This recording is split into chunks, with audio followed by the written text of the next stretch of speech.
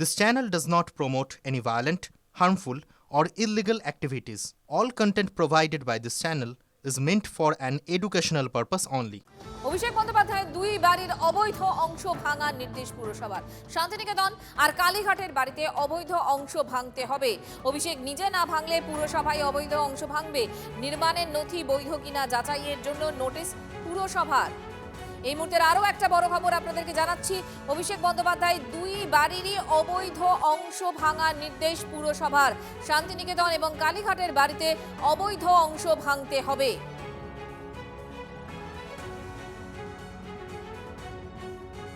আমি এটুকুই বলবো, আমাদের মাননীয় মুখ্যমন্ত্রী শুভেন্দু অধিকারী স্পষ্ট করে দিয়েছেন কোনো ইল্লিগাল কাজ করা যাবে না, কোনো বেআইনি কাজ করা যাবে না। আর আমরা যারা রাজনীতিবিদ, যারা জনপ্রতিনিধি, তাদেরকে আরও বেশি সন্তর্পণে কাজ করা উচিত। কোনো কিছুই প্ল্যান মাফিক বা প্ল্যানের বাইরে কোনো কাজ করা উচিত না। এবার স্বাভাবিকভাবে যে বাড়ির মালিক অভিষেক বন্দ্যোপাধ্যায় বা তার পরিবারের কেউ, সেই বাড়িতে যদি কোনো নির্মাণ অবৈধ হয় তার নোটিশ তো ওনার কাছেই যাবে। আমার তো বাড়ি নেই কলকাতাতে, আমার কাছে তো আসবে না। বেআইনি জিনিসে তো হবেই।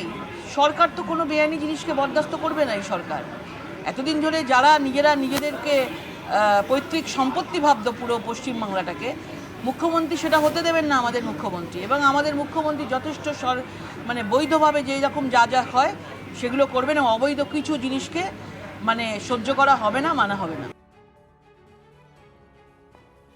অভিষেকের সম্পত্তিতে পুরসভার নোটিশ কিছুই জানেন না দাবি মেয়রের। পদাধিকার বলে নোটিশ পাঠিয়েছেন পুর কমিশনার স্মিতা পান্ডে, কোনো আলোচনা করা হয়নি দাবি ফিরহাদের।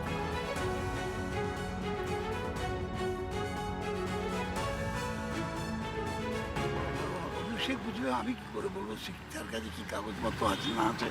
এই তো প্রশ্ন আমাকে জিজ্ঞেস করা উচিত। সবথেকে বড় কথা, এটা ববি কিছু জানতে পারে, আমি জানি না। মেয়র বলছেন যে কিছু জানেন না।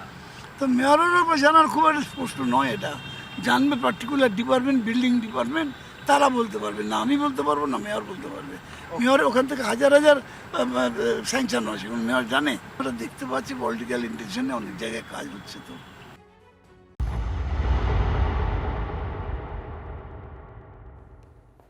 যে খবরে আমাদের নজর ছিল, অভিষেক বন্দ্যোপাধ্যায় দুটো বাড়ির অবৈধ অংশই ভাঙার নির্দেশ পুরসভার। শান্তিনিকেতন এবং কালীঘাটের বাড়িতে অবৈধ অংশ ভাঙতে হবে। আর কি নির্দেশে বলা হয়েছে এই মুহূর্তে আমাদের সঙ্গে কৌস্তব রয়েছেন, আমাদের প্রতিনিধি, সরাসরি কথা বলবো তার সঙ্গে। কৌস্তব, দেখো, এই মুহূর্তে আমরা যেখানে দাঁড়িয়ে রয়েছি সেখানে অভিষেক বন্দ্যোপাধ্যায়ের যে কর্ণধার যে কোম্পানি লিপস অ্যান্ড বাউন্স, সেই লিপস অ্যান্ড বাউন্সের সেই অফিসে আমরা দাঁড়িয়ে আছি। নিউ আলিপুরের যে অফিস রয়েছে লিপস অ্যান্ড বাউন্স, এখানে সুজয় কৃষ্ণ ভদ্র, যেখানে কালীঘাটের কাকুর যে অফিস ছিল সেই লিপস অ্যান্ড বাউন্স, অর্থাৎ যে 21টি জায়গায় যে আজকে যে চিঠি পাঠানো হয়েছে, যে আইনি নোটিশ পাঠানো হয়েছে, তার মধ্যে কিন্তু এই লিপস অ্যান্ড বাউন্সের যে অফিস রয়েছে এখানে নিউ আলিপুরের 733B যে নিউ আলিপুরের অফিস, সেই অফিসেও কিন্তু রয়েছে। আমরা এই মুহূর্তে এখানে রয়েছি, সেখানে দেখাচ্ছি তালাবন্ধ অবস্থায় কিন্তু সেই অফিস রয়েছে। কারণ সুজয় কৃষ্ণ ভদ্র, কালীঘাটের কাকু, তার সেই অফিস ছিল, সেই অফিসের এখানে তিনি বসতেন।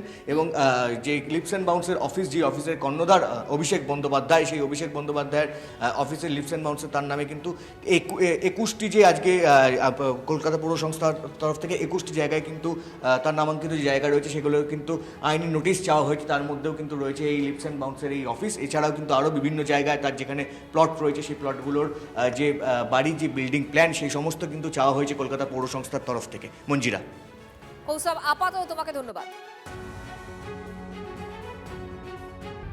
পাক সার্কাসে তাণ্ডবের ঘটনার পুনর্নির্মাণ, গ্রেফতার হওয়া 4 জনকে নিয়ে পুনর্নির্মাণ পুলিশের ওপর পাথর ছোড়ার ঘটনার তদন্তে পুনর্নির্মাণ। কোন গলি থেকে লোকজন জড়ো হয়েছিল, কোথা থেকে ইটের টুকরো ঢিল এনে রাখা হয়েছিল, সব খতিয়ে দেখতে চায় পুলিশ। আগে খুন, চুরি, ডাকাতির ঘটনায় পুনর্নির্মাণ করত পুলিশ। এই ধরনের পুনর্নির্মাণ এই প্রথম কলকাতায় হচ্ছে, যেখানে আগে কোনো খুন বা ডাকাতি বা চুরির ঘটনা সাধারণত পুনর্নির্মাণ করা হতো। কিন্তু এই ধরনের রাস্তায় পুলিশকে লক্ষ্য করে যে ইট ছোড়া বা যে গোলমাল বাঁধানো, সেরকম ক্ষেত্রে এই ধরনের রিকনস্ট্রাকশন বা পুনর্নির্মাণের ঘটনা কিন্তু কলকাতা পুলিশের তরফ থেকে আমরা প্রথম বলেই বুঝতে পারছি বা দেখতে পাচ্ছি।